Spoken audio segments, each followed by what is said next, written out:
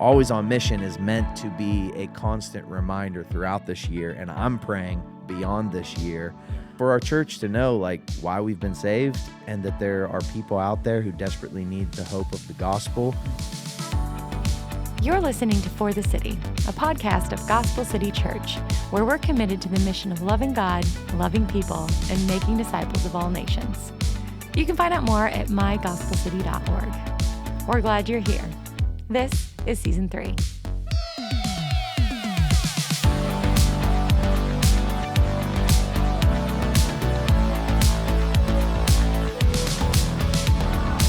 Hey everybody, welcome to another episode of For the City, a podcast of Gospel City Church. Here today with lead pastor of Gospel City Church, Micah as we're kicking off a new series, Always on Mission, and focused on missional stories within our church. And today, Micah, I thought it'd be really helpful if we just start to unpack what do we mean by always on mission? Where did this kind of phrase come from in your heart for being a missional church at Gospel City? First off, let's just acknowledge Season 3 is back. Season 3 For the City, man. It's a great thing. Podcast, one of my favorite things we do. Yeah, I think it's a helpful resource. We've taken a good break and introduced some video. So if you're watching right now, this is the first episode we've ever videoed.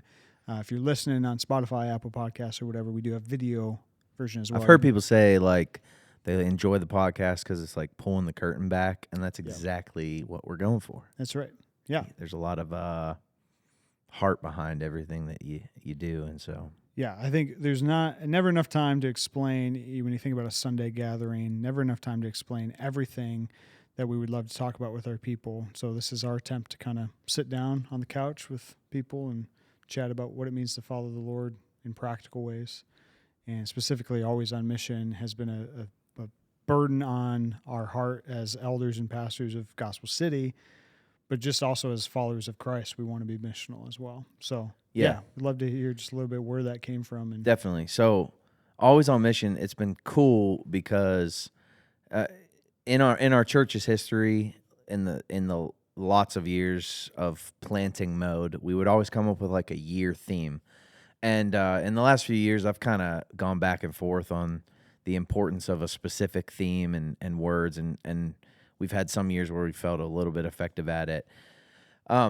This year, the burden was more, what is something that can just continue to help us culturally build who we are? Yeah. Not so much like a theme of the year that drives like our sermon series and all of that. We're just preaching through the Gospel of John and letting it influence. But what are we becoming as Gospel City Church, and what are the convictions of our leadership and all of those sorts of things? And so I was praying through the summer. And it's always interesting when you're like approaching like visionary type thoughts, because you're like, I don't want to drop anything new in the world that isn't biblical or that's not just in line with God's word. We're a church. We want to stay on mission of loving God, loving people, making disciples of all nations. And yet I knew if there was anything that we could grow in, we've been focusing as a church on equipping and making disciples the last few years. And then I knew we wanted to get missional. We wanted to grow in our ability to make disciples in our community, but also in the world, be an agent of change in those kinds of things. So I remember, first off, we pulled together like a creative meeting. Yeah. And I got you guys together and the team and bounced some ideas off you. And it was like kind of a muddled mess a little bit. I actually didn't have Always on Mission on the list. No, yeah. So in that meeting, I'm like going through my list of lots of things like Lord send us, or here we are, send us. And Isaiah 6 was obviously on my mind, and I was trying to be really like careful to not, the pronouns of words were important. Like I don't want to say me, because I don't want there to be wiggle room for somebody to be like, oh, that person is sent and I'm not. Like we're all sent. And so that was the idea, is I don't want there to be wiggle room for anyone at Gospel City Church to say, I am not called to be on mission, because that's the point of the Great Commission. If you are a Christian, you're saved to make disciples. If you're a Christian, you've been given a mission. If you're a Christian, you are called to go to the nations. And that might not be far, but you're called to do it here. Yeah. And so I think as I was going through that, I said Always on Mission, and we were kind of like, oh, that's a decent one, but that's probably not it. And then it rose to the occasion as being the thing. But the verse, the passage that I preached to start the year was Romans chapter 10. And this is what Paul writes. He says, "For everyone who calls on the name of the Lord will be saved. How then will they call on him in whom they have not believed? And how are they to believe in him in whom they have never heard? And how are they to hear without someone preaching? And how are they to preach unless they are sent?" And so what I love about that passage is just the simple logic that Paul uses to help us all see that in order for disciples to be made, Christians have to live sent. Christians have to go. Yeah. And in order to go, you got to know what you're going with in order to preach. And it's not, preaching there is not like professional preacher behind a pulpit. It's gossiping the gospel. It's speaking the gospel. It's testifying of something that you know is true, which is the job of everyone who has come to know Christ. And so that's kind of where we've been as a church. An equipped disciple is a missional disciple. A growing disciple is a going disciple. Yeah. And so you're either growing and going, or you're growing and stagnant. You're growing and disobedient. And so Always on Mission is meant to be a constant reminder throughout this year, and I'm praying beyond this year, for our church to know like why we've been saved, and that there are people out there who desperately need the hope of the gospel. Mm-hmm. And so we have a responsibility to go and speak the good news of Jesus. Yeah. You brought this concept, and like you said, there's nothing earth-shattering about this. Yeah. We kind of come to these, ministry year launches as a church, and you want to give fresh vision, but you can't really create something new. And so I think every church who adheres to the gospel of Jesus Christ would say they want to be a missional church, and they want to be focused on the Great Commission. And even that has been a staple of our church since day one, is focused on the Great Commission of Jesus Christ and the command that he gives to go, therefore, into all the nations and teach all that I've commanded, baptizing them in the name of the Father and the Son and the Holy Spirit. Mm. But what happens is there's cultural drift away from that as a church over time, where things start to happen on the inward, and your church grows and you get more people. Then how do you get those people kind of activated and motivated around the Great Commission outside the walls of your church? And how do you help them feel like, okay, you got to church, that's great. That was like a kind of a first step in the Great Commission for you. But this can't just be a Sunday morning thing. Yeah. This has to be an every day of the week thing. And I love that, like, to you, words matter greatly. I know you as a preacher, you scrutinize the words that you're saying, and the crux of every preacher is they wish they could preach it again so they could say it differently. And that. But I love that we're thinking about what are some tangible words we can put around this to motivate people, to make them feel the way they should feel about the Great Commission, that it's not just this broad idea that's for other people. The missionaries in Zimbabwe are the ones doing it. It's the guy who goes across the street to his neighbor saying, I'm going to have an intentional conversation right now because I'm always on mission.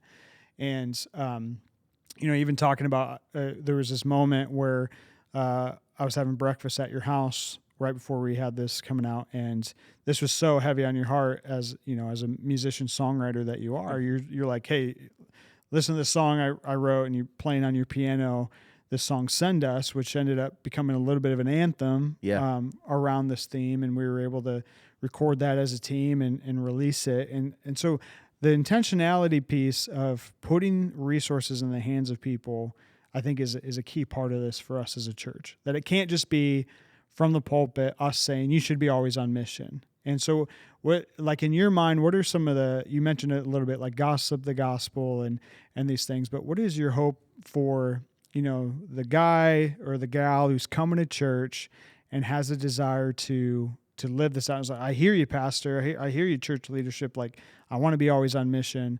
What are some practical ways that you would hope this would influence South Bend, Granger, our local area in this city, to be always on mission? And what are some things you're seeing that play out? Yeah, I mean, man, I want it to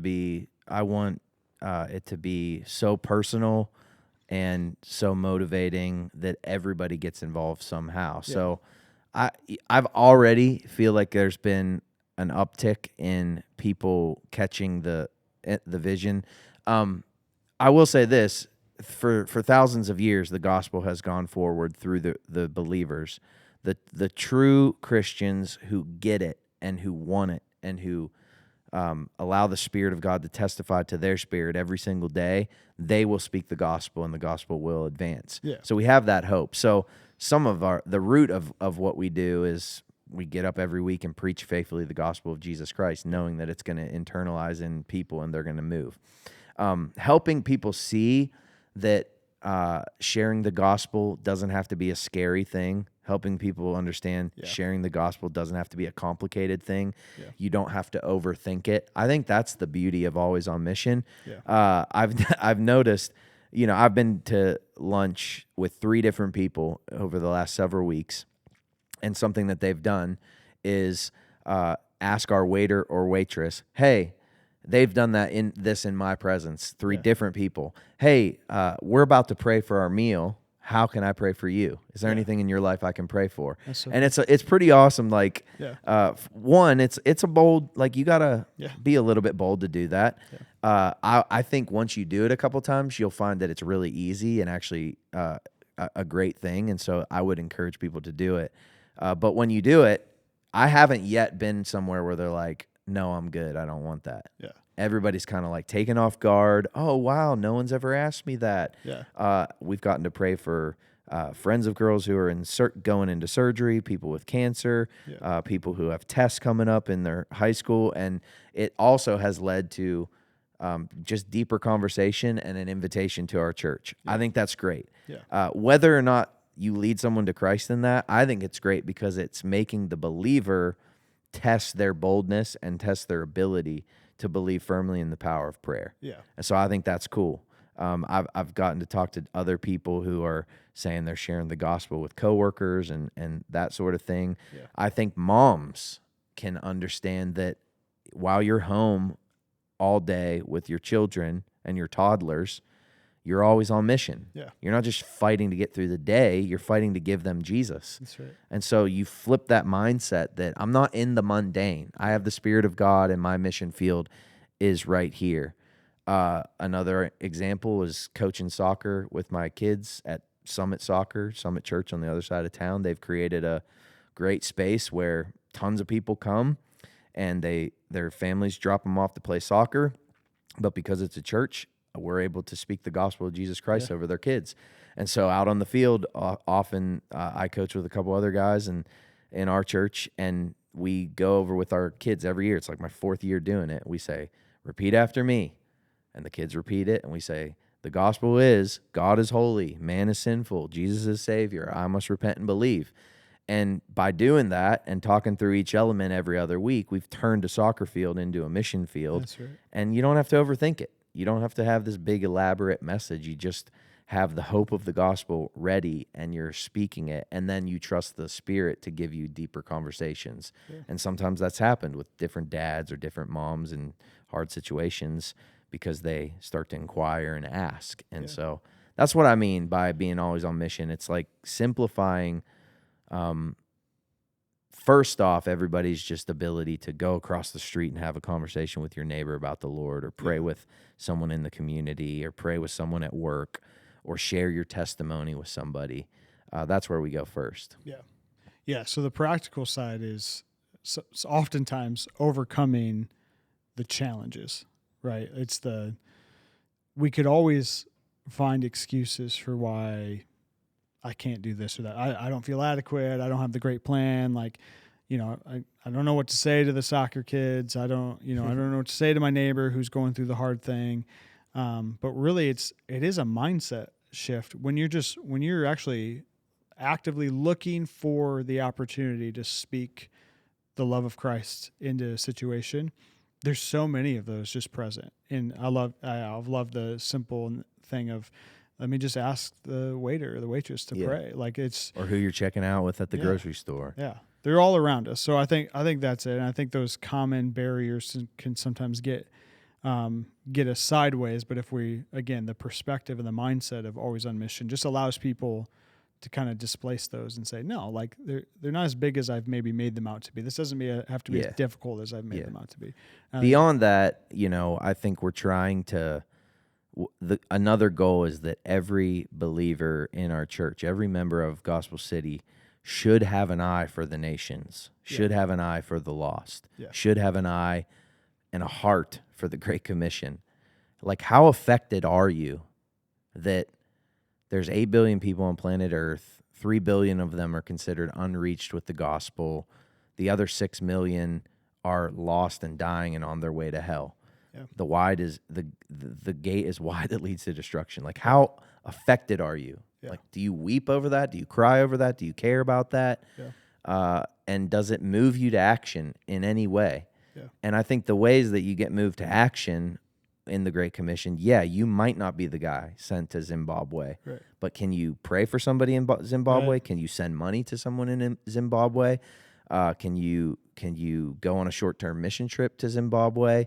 And then you run it through the lens of Acts 1:8, where Jesus said, "You'll be my witnesses in Jerusalem, Judea, Samaria, the ends of the earth." You have these concentric circles going outward of responsibility. So while you might not be sent to the ends of the earth, can you support somebody who's being sent to the ends of the earth? And so we try to do that with some of our international partners. Yeah. And then what can you do for your Jerusalem? That might be your house, but then your Judea, your Samaria, that might be South Bend City. Yeah. And so those partnerships, there are ministries specializing in certain areas concerning the least of these. Yeah. The people who would never be able to pay you back, the compassion ministries, the mercy ministries. That's what Jesus is all about. Yeah. James, like, don't have worthless religion where your tongue's unbridled, but have a religion that goes to the orphans and the widows, and be going to the least of these, going to the people who don't have anything. That's who Jesus came for. And ultimately that gives us, when we're doing that, it's giving us a picture of who we were. Yeah.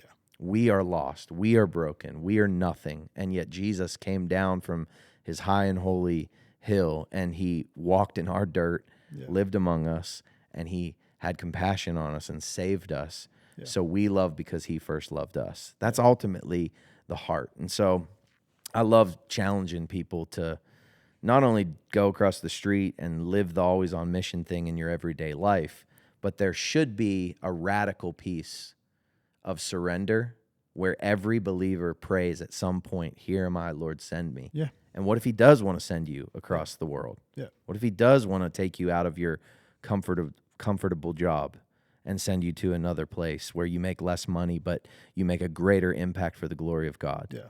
I think the more willing we are to go and more open-handed we are with our possessions and our positions in life, the more faithful we will see God in providing all that we need. Yeah.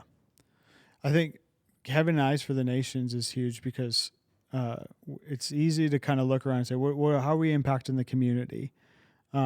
Because we see it's tangible. It's a little bit easier to interact with it. And we even have some desires to strengthen our relationships with local partners through this and see gospel impact and like tangible, like, hey, today you can go, it's 5 miles down the road and you're there. I think that's really important. Like the strengthening of local, this is the first mission field for us because this is where we're planted. Doesn't mean we don't help outside of it. Right. But you can miss what God's doing right here, right in front of you, by trying to go to lofty places. For sure. I mean, I think there's also a little bit of a mental block, like you say, 8 billion people, and you just like that feels too big for me. Like, I don't know how to handle that. I can't process that. And I think there's a natural safeguard we put in place where if it feels too big, like, I just don't think about it because I don't know how to process it well. But I do think what's a beautiful thing we've been doing is putting some of those 8 billion people type ministries, the outer ends of the earth ministries, right in front of our people through people like Billy and Jen with ARA, and some of our other missionaries who are able to come and talk about specific people, stories of specific people who have come to know Christ and are having an impact. And now it's no longer this generic, broad concept across the ocean. It's like, no, that's a real person who's actually having an impact for the gospel. Yeah. And you can support them in a very simple way: prayer, Right. finances, Yep. or we've looked at short-term mission trips and things like that, like being an active participant. Yeah, you may not be the person. I love that we keep saying Zimbabwe. I don't think we actually know anybody in Zimbabwe, but you may not be the person to go to that specific place across the ocean. But it is you can be a partner in that. And so I love that there are practical things that we want to do as a church that can have an impact right here in our community for the gospel. We should definitely have eyes for that. But to not lose sight of the nations is a big piece of that too. And it's not so big that you don't have the privilege of not thinking about it. Like, right. The Lord is not like, go, oh, I know it was just too much for you. Like, so don't worry about it. Like, no, like we are called and you are in some way resourced to be a support, and every believer can pray. Yeah. And so I love, just the call of, how are you moved by this? And it's easy to not be moved by like a very broad term, but if you get down into it and you start talking to some of these missionaries and these people, which we're trying to put them in front of our people more and more and have more forums for conversations around these things, I think it will continue to impact people. And I think we will. I think honestly, we will see people get up and go because the Lord just will impress it upon their heart and call them to do something. So yeah, I'm excited for that. The cultural piece for us. We've always said like we want to live sent as a church. Yes. That isn't going away. We've always talked about having an unafraid evangelism. We've always talked about going, glorify, gather, grow, go. Yeah. The point is, we're not trying to create a church. I mean, we have a beautiful church. We have a comfortable church. Yeah. We have great amenities for children and a playground and all of those things. Yeah. And I said this, it would be really easy to forget about everything happening in the world and just make this place the most comfortable place ever, and we hang out here with all of our Christians friends, and we're just safe from the horror of the world, and we're here among the body of Christ. Yeah. And I don't think that that's why we get saved. We're saved to be salt and light, right? We're preservation. Yeah. We're a preserving people in the world, and we're shining the light of Christ. I think about Daniel that talks about dwell in the cities of man and make for yourselves homes and plant and work for the good of the city, but you're carrying the distinctives of the kingdom of God. Yeah. So we live among the distinctives of man, and we live among the people, the lost, and yet we have the distinctives of the kingdom of God. We're like a city on a hill that cannot be hidden. So that would be our language. We're a city sent to the city. Yeah. We're not just a landing strip here. Yeah. We're a launching pad. Yeah. So your church could become a country club that's like everything I ever need is right here and all my needs are met. Yeah. And that's consumerism at its finest. And you do have a challenge. Like, I think we have to preach boldly for the Great Commission in America because we are comfortable people and we have been really blessed. Yeah. And if you're not careful, you not only won't be on mission, but you might be so comfortable that you start to lose your dependency on God. Yeah. Like, if my life is so good and if I have all that I need and if my table's full of food every night and my home's beautiful and I have a bank account full of money, what do I need God for? Yeah. And so it's that kind of principle. It's easier for a rich man. It's harder for a rich man to get to heaven than a camel to go through the eye of a needle. It's just like, let's shake that up as believers and especially as a church. Let's never get so comfortable that we don't, one, need God, and then two, we don't realize that the world needs God.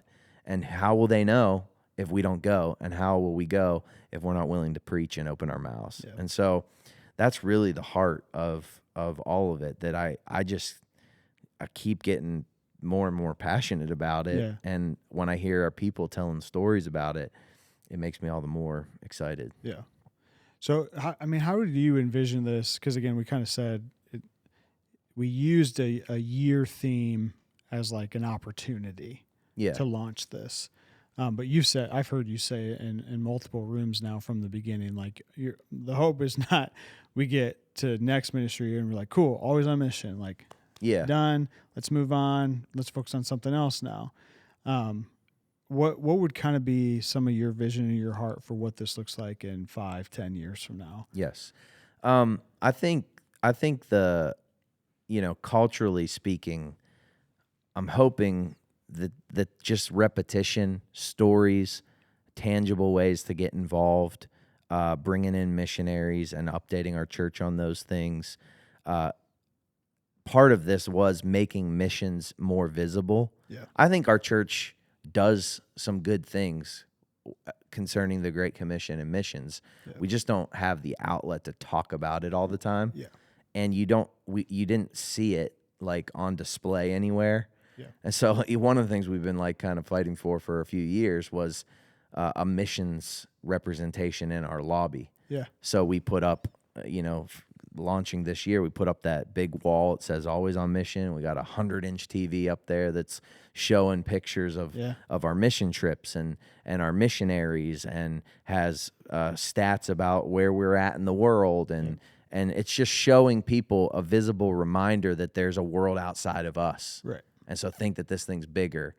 And, tangible things like that. We got prayer cards for all of our local and global partners. Yeah. So that's a start. A start was just, let's make missions more visible. Right. Some of the things we're doing all throughout this year are like Always on Mission Sundays, where we'll just focus on the Great Commission that Sunday, maybe pray for a specific missionary corporately. Maybe here in October, we're going to hear from Billy and Jen, who will be here, and we're even having like a reception night, which is exciting. And then one big thing that I would love to do is Love Week or a For the City Week or a City Week. We're trying to call it something like that, where basically we mobilize as many people in our church as we can to love our city, to go to our Jerusalem, Judea, Samaria, and do acts of service, acts of compassion.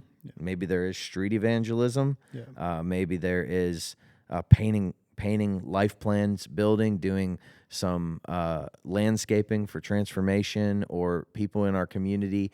I think that a church should be known in the community for what it should be, like a city set on a hill that can't be hidden. Meaning, if Gospel City were to disappear tomorrow, would Michiana know? Would they care? And I think we have enough resources, we have enough Spirit of God, and we have enough gospel power to be impactful in our community in that way. And you do that, they'll know we are Christians by our love. And so the way that we love the city and the people around us and the hurting and the broken is a testimony to what Christ has done in us. And that should be attractive to a lost and dying world. They may not want the message, but they might be intrigued by what we have, and the saltiness might get them coming and searching and asking, and that could lead to more and more gospel opportunities. So that's kind of like the things we're developing. More partnerships locally. Really excited about the possibility of partnering with Josiah Whites, and we've been meeting with them, which is a foster care ministry in our community that puts foster children in homes of people who are a part of local churches.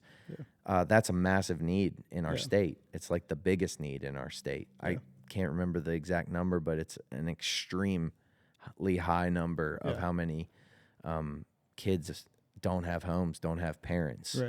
And you want to talk about, I think you sent me a stat of like every successful re-entry of a foster kid back with his parents or back with a parent, the local church was involved 100% of the time. So you have to ask yourself, what does a church like us do with what responsibility do we have in that? Because the world's not going to fix that.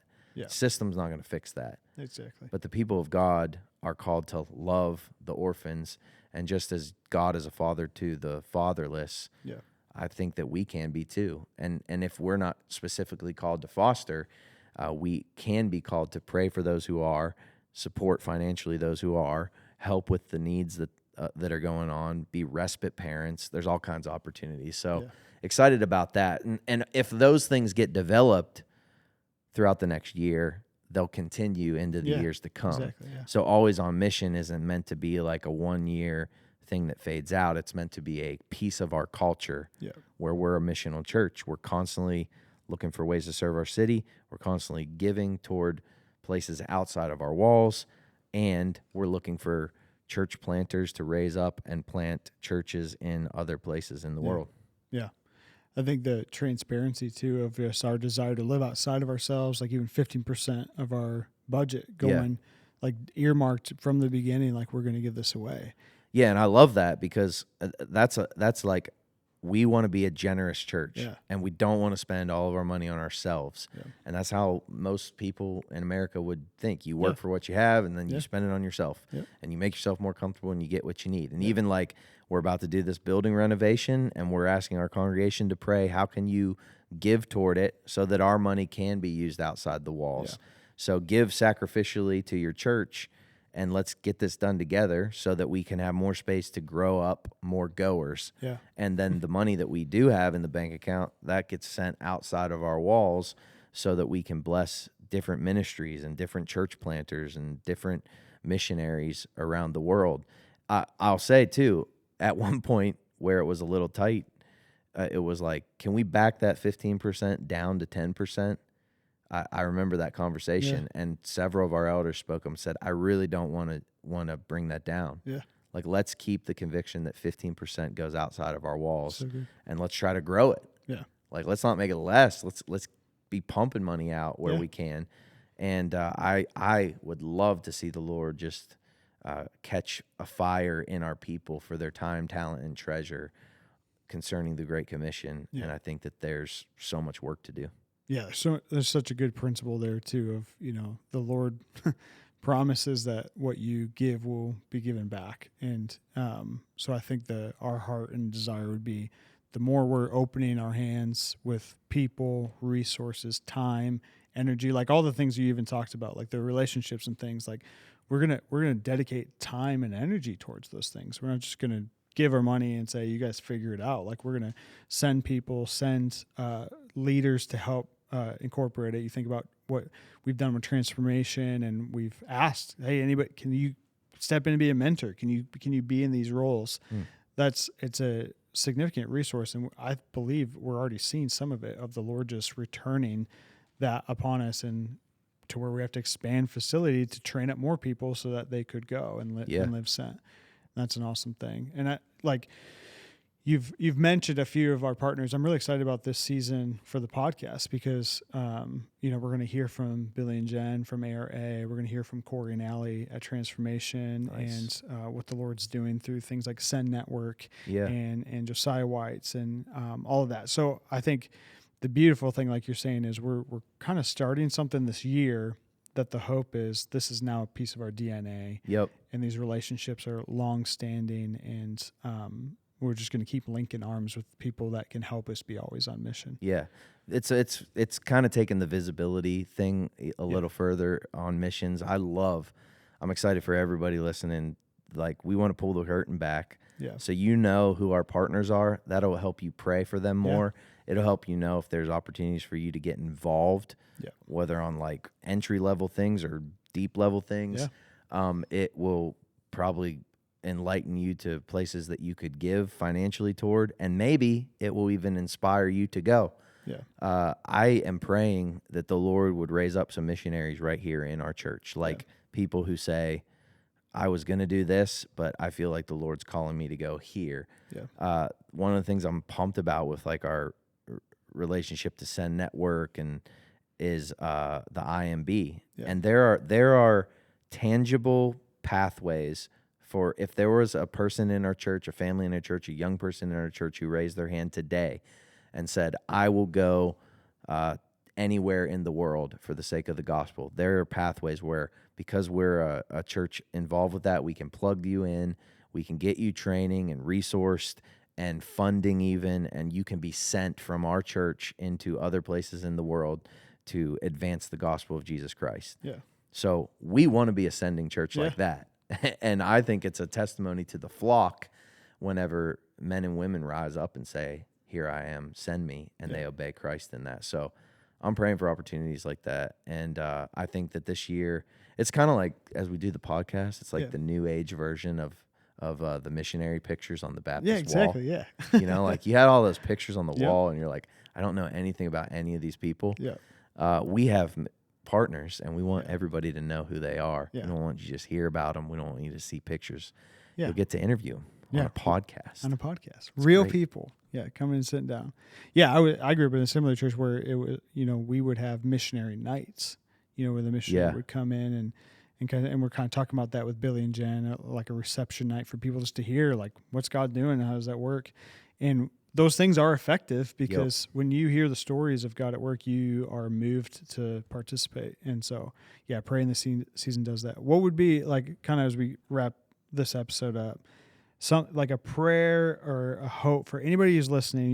You've shared a lot of, I'm praying and believing that maybe somebody listening is like, I want to be that person who's ready to go. But like prayer or hope for anyone listening of what it means to live on mission and how you would be praying for them right now to take advantage of that in their life. I think there's two levels. You're already positioned somewhere in life. Yeah. So God, in his grace, he's called you, he's made you his own, and right now he's placed you in the city that you live in the family that you're in the job that you're in the school that you're in, and because of that, that's your mission field. Yeah. So what I would say is, don't always be looking to the place that you think you need to get. Don't always be looking to the grass is greener on the other side. Yeah. Take advantage of the place God has you right now. Yeah. You have all that you need for life and godliness in his word and with his spirit in you.